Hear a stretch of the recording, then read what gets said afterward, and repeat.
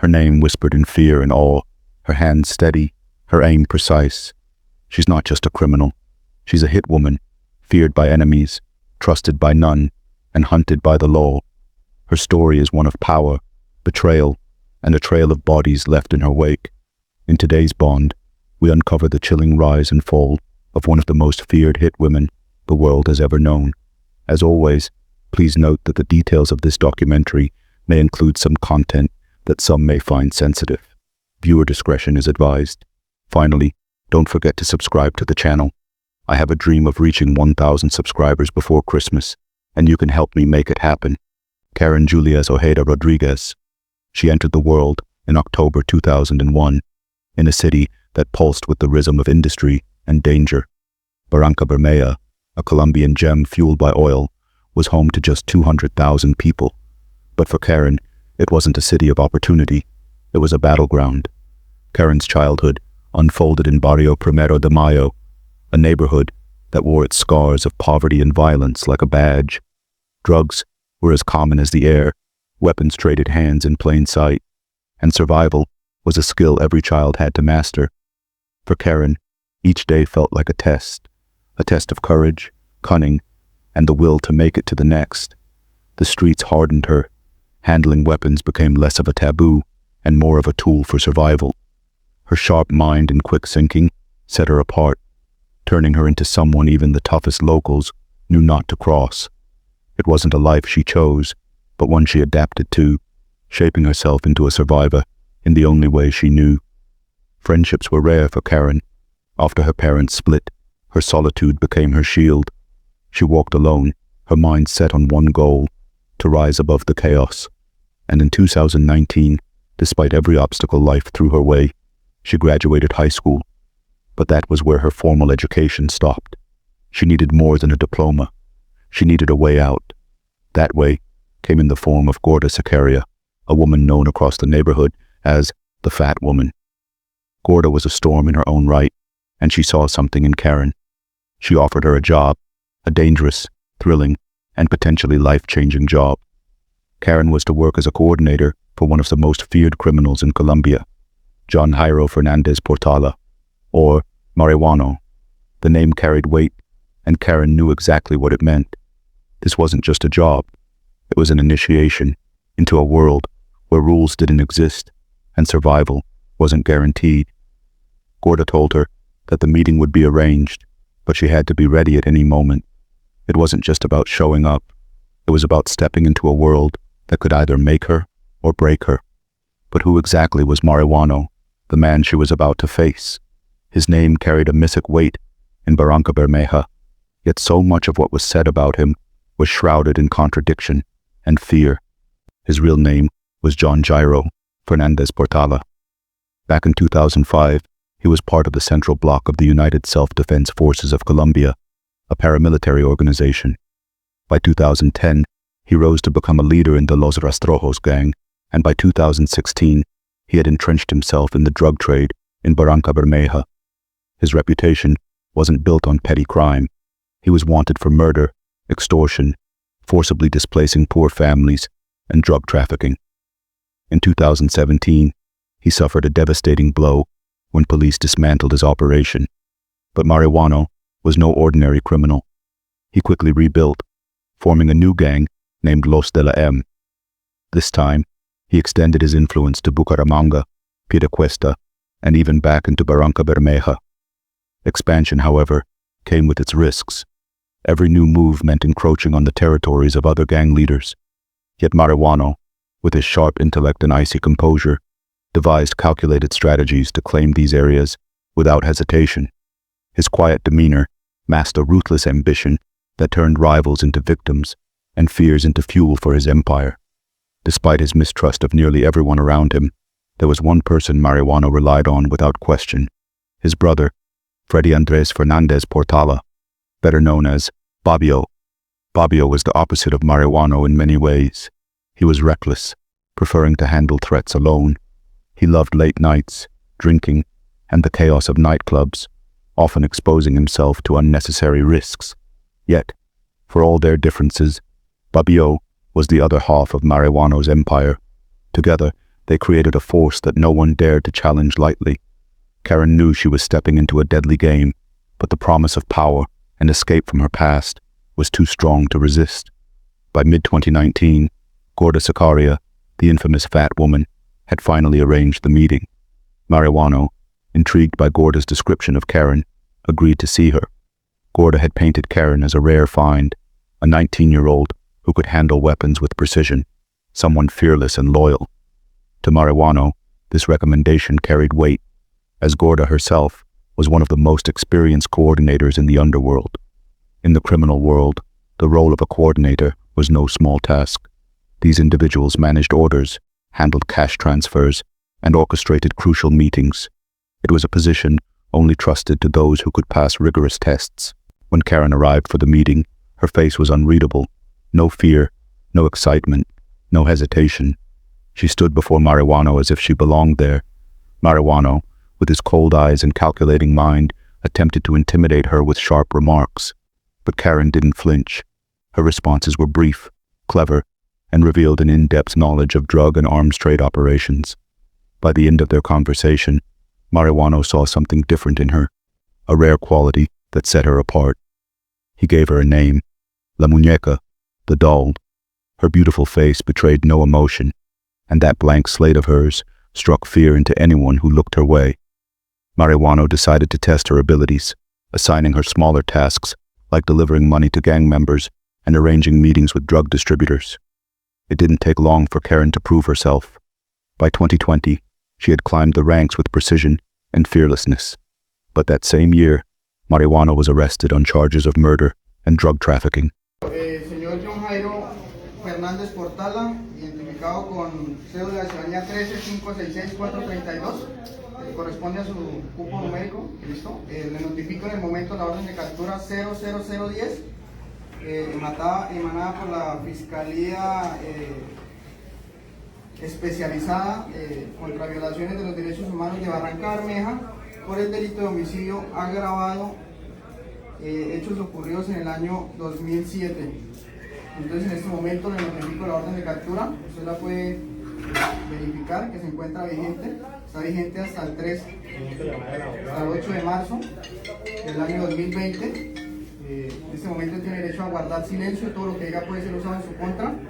Tiene derecho a un abogado para informarle el motivo de su captura, si no tiene el Estado le financia a uno. Tiene derecho a informarle a un familiar los hechos por los que está siendo capturado. ¿Listo? Señor John Jairo, ¿queda notificado de sus derechos? Okay. His capture created chaos. Rival gangs saw his downfall as their opportunity to seize control of his territories. Marihuano's brother, Babio, stepped up to protect their empire. Karen, now fully immersed as La Muñeca, did the same. She became a living nightmare for rival gangs. Every bullet from her gun was a death sentence. Her reputation spread like wildfire, and her unpredictability made her even more terrifying. By the time news of La Muñeca's exploits reached Marihuano in prison, he was thrilled. The girl who had only recently joined the gang had become one of its cornerstones. But the gang's enemies weren't the only problem. Some smaller drug dealers started rebelling, refusing to pay their debts. Though concerning, Babio and La Muñeca decided to prioritize defending the gang's territories against rival attacks first. In late 2021, Marihuano was released on parole and placed under house arrest while awaiting trial. His return sparked a resurgence of power within the gang. With this newfound strength, La Muñeca's legend grew. Her ability to eliminate anyone threatening the gang's empire earned her a fearsome reputation. Marihuano, now confined but still influential, declared La Muñeca as his second in command.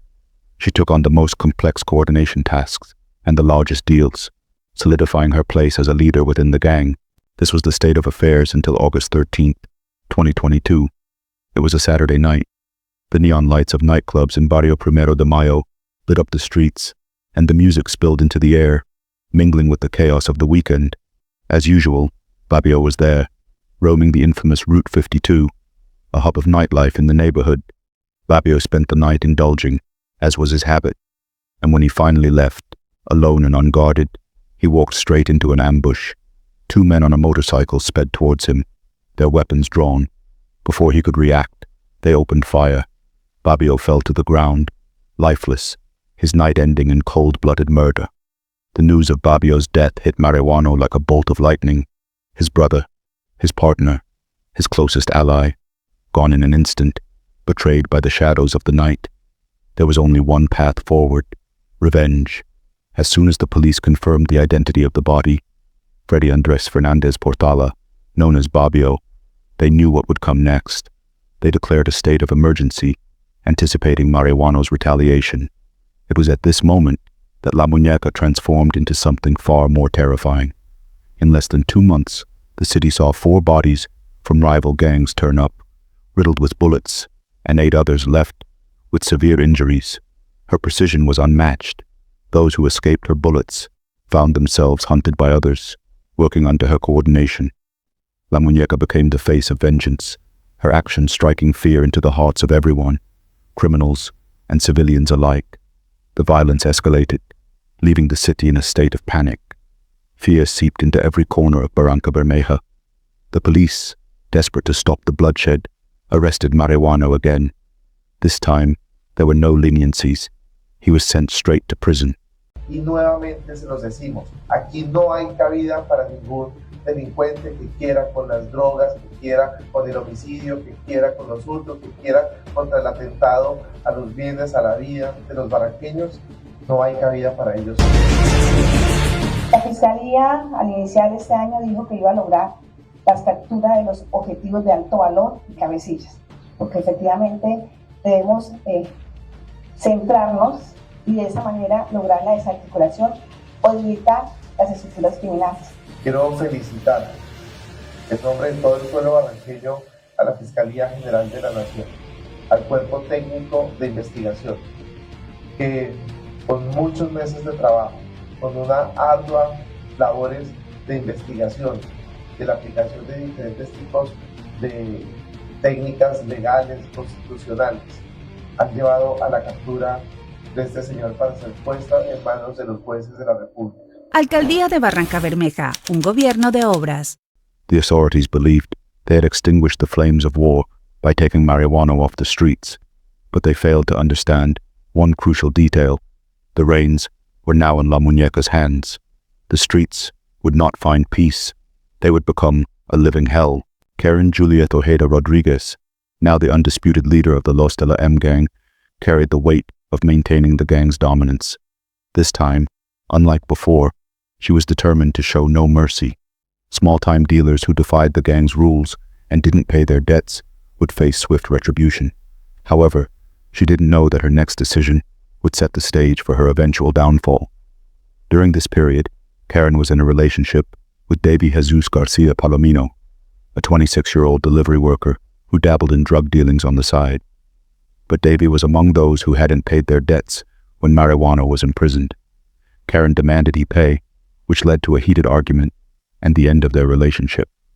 Even after their breakup, Karen insisted on repayment. Davy refused, assuming their past relationship would shield him from the consequences. To his surprise, Karen gave him a grace period, but he misread her leniency, thinking she had let the matter slide. As Karen managed the gang and visited Marihuano in prison for instructions, she never forgot Davy's defiance. He believed she still cared for him, but Karen's patience was running thin. On July 23, 2024, Davy received a message from Karen asking to meet. She claimed they could settle the matter amicably. Davy, suspecting nothing, thought she might want to reconcile. To be cautious, he told a relative where he was headed, Bajanal, a rural area in Piedecuesta, to meet Karen. What Davy didn't know was that Karen had paid 4 million Colombian pesos, about $950, to ensure his death that night. When Davy arrived, Karen greeted him with a cold, expressionless face. As they spoke, Davy began to sense something was wrong. Before he could act, 2 men on a motorcycle appeared, guns blazing. Davy was hit and collapsed. Karen disappeared into the night. The sound of gunfire shattered the quiet of the rural area.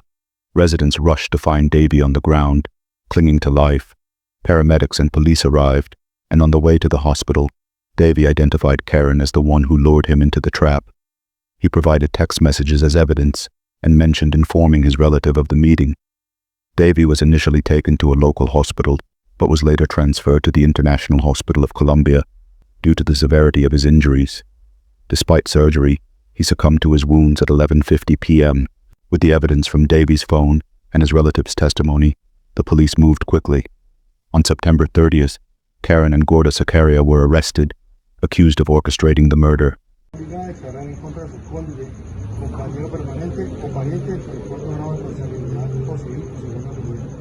Derecho que tiene a asignar o entrevistarse con un abogado de confianza en el menor tiempo posible.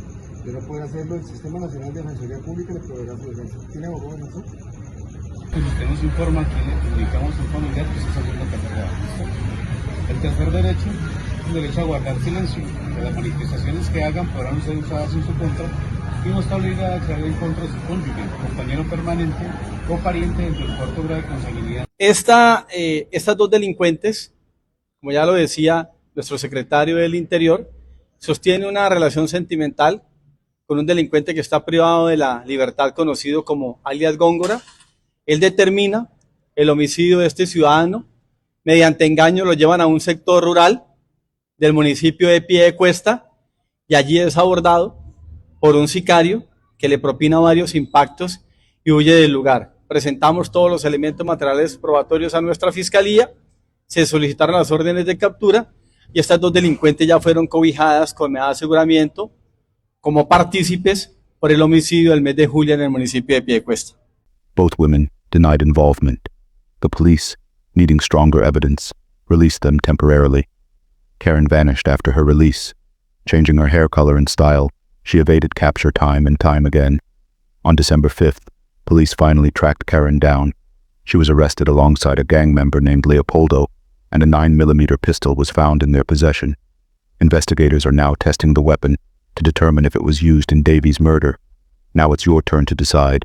Was Karen Julieth Ojeda Rodríguez a cold-blooded killer or a victim of circumstances shaped by poverty? Leave your thoughts in the comments. Thank you for watching. If you enjoyed this video, don't forget to like and subscribe for more true crime stories. See you in the next video.